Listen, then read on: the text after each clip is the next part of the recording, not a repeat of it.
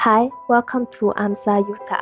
In conjunction with AMSA Community Service, we will be uploading a series of videos related to period poverty. And today, our video will be on dignity for every menstruator, reducing the impact of period poverty around the world. Please subscribe to our channel and turn on the notifications so you won't miss out on any of our upcoming videos. Every month, millions of women and girls around the world experience the pain and inconvenience of menstruation. But for many, their periods bring a host of additional challenges that can have a serious impact on their health, education, social inclusion, and the environment. The expense of menstrual products has increased along with the cost of living every year. As a result, menstruating women from low-income countries have therefore resorted to use whatever improvised materials they could locate, including rags, newspapers, and even leaves. Furthermore, due to a lack of access to fresh, clean, sanitary pads and tampons, women also tend to use pads and tampons longer than the recommended period. This can lead to urogenital or reproductive tract infections like bacterial vaginosis as well as toxic shock syndrome. In addition to infections, the stigma associated with menstruation has made some people anxious, stressed, and depressed because they are too ashamed to have and manage their periods. Due to the shame and stigma associated with their cycles and the anxiety associated with leakage of blood, menstruating girls and women have been unable to attend education or be able to work because of a shortage of access to menstrual products.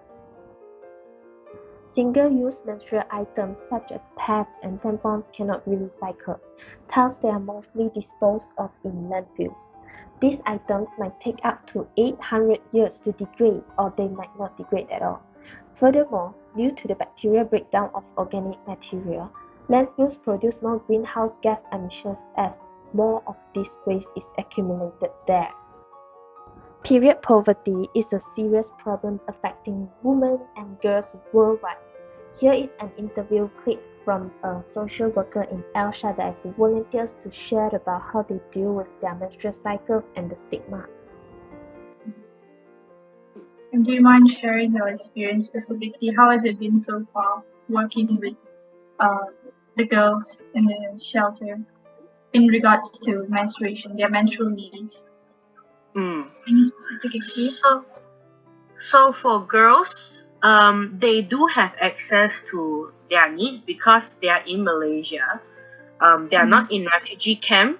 Some of them they do work little bit by little bit, or through organization they are allowed to at least have some side income. So most of the students and most of the girls that I've met, they know how to use pads. They are educated in a way, but they don't really have been educated on how to keep their pads. Like after use, they just lay it there like a piece of roti on top of the toilet. So you'll be like, who is the one? And you have to go around asking who is having that period right now, and then trying to catch the culprit and to teach them like, you have to roll it up, put it in a paper, put it nicely, and put it in the trash can. So they don't have an educated, they're not educated to keep their things nicely. And then like how to take care of themselves during period. They drink a lot of ice water during period. Like they don't freaking care about pain. And then we have to take care of them, give them medication on the pain. Or the younger ones, they will be asking why there's red in the toilet. And we have to teach them like, this will be you in the future. Okay, so those who are older, they know. Those who are younger, they are a little bit more pure. They'll be like, why there is red on the toilet seat? Teacher, what is that? And then we have to educate them on what's going on and all that.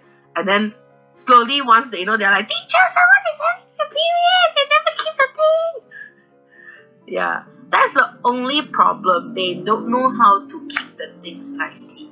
So it's very, for us who has been taught from, like, once we have our period, we know how to keep our things.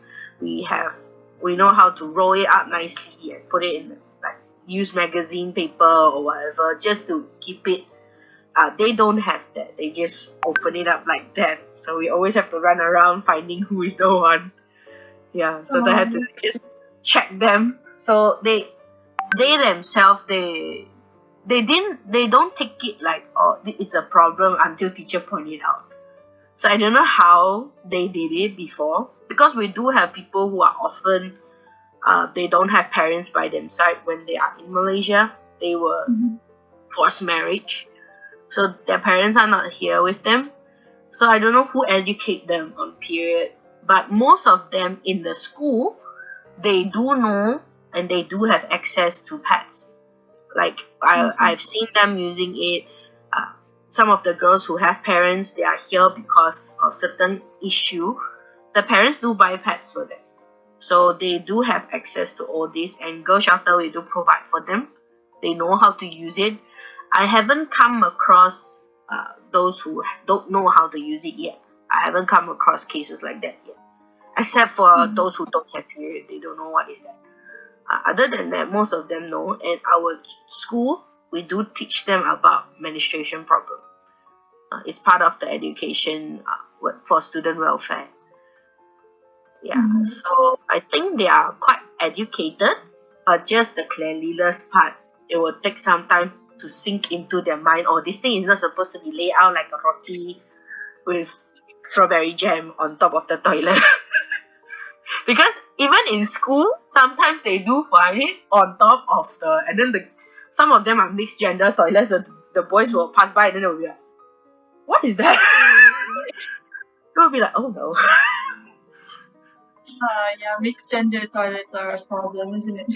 Yes, that will be a problem. Oh, because it's misgender, meaning like we have one toilet for girls, one toilet for boys, and they are just right beside each other. So the boys will pass by and will see, what is that on the top of it? Yee! Why got blood? Yeah. Sometimes does happen. So for the boys, will be like, don't worry, nobody has died. Everything is fine. Teacher will try and ask around who is the one. Thank you for your insight. To address the issue of period poverty, access to clean sanitary products have to be ensured. Let us introduce some alternative traditional sustainable menstrual product options. Menstrual cups, an option for both sustainable and healthier for the body. They are secure, economical, and environmental friendly. They can be used for up to 12 hours without running the risk of toxic shock syndrome. Reusable cloth pads. Reusable cloth pads are made of water-efficient, natural fabrics like cotton, which can be worn for up to 6 hours and washed in a washing machine. By reducing the amount of waste sent to landfills, women can save money and protect the earth. Period underwears are regular undergarments with an absorbent area to contain menstrual fluid. When you are finished using them, just put them in the washing machine and they are good to go. In response to period poverty, there are some international efforts to address this issue. For example, the Red Dot Challenge campaign was spearheaded by UNICEF India in 2021 to promote COVID-appropriate behavior and end period stigma in India. This program advocates for cleanliness and safety in all parts of life, including managing periods and combating COVID-19. In Spain, on the other hand, a new law is expected to enable Spanish women who experience severe period pain to take between 3 and 5 days off each month.